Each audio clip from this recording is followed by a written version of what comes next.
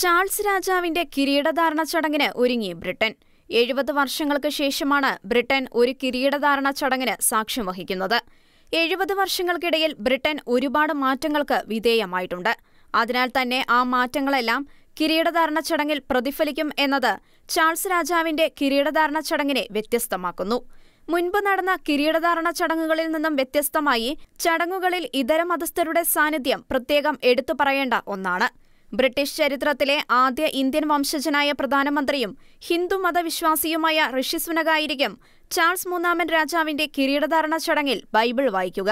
രാഷ്ട്രത്തിന്റെ ഔദ്യോഗിക ചടങ്ങുകളിൽ രാഷ്ട്രത്തിന്റെ തലവൻ എന്ന നിലയിൽ ബ്രിട്ടീഷ് പ്രധാനമന്ത്രിമാർ ബൈബിൾ വായിക്കുന്ന പതിവനുസരിച്ചാണ് ഋഷി സുനക് ബൈബിൾ വായിക്കുന്നത്.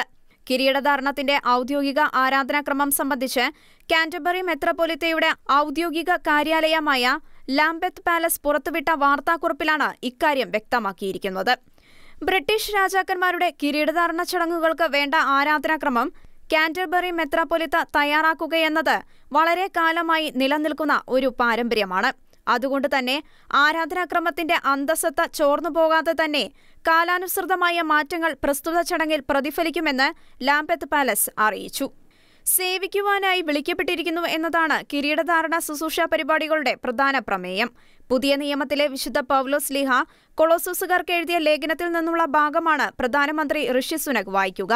സിംഹാസനങ്ങളോ ആധിപത്യങ്ങളോ ശക്തികളോ അധികാരങ്ങളോ എന്തുമാകട്ടെ, എല്ലാം അവനിലൂടെയും അവനു വേണ്ടിയുമാണ് സൃഷ്ടിക്കപ്പെട്ടതെന്ന വാക്യം ഉൾപ്പെടെ മറ്റുള്ളവരെ സേവിക്കുന്നതിന്റെ പ്രാധാന്യവും എല്ലാ സൃഷ്ടികൾക്കുമേലുള്ള ക്രിസ്തുവിന്റെ ആധിപത്യവും എടുത്തുകാണിക്കുന്ന വാക്യങ്ങളാണ് കൊളോസോസ് 1 അധ്യായം 9 മുതൽ 17 വരെയുള്ള വാക്യങ്ങൾ.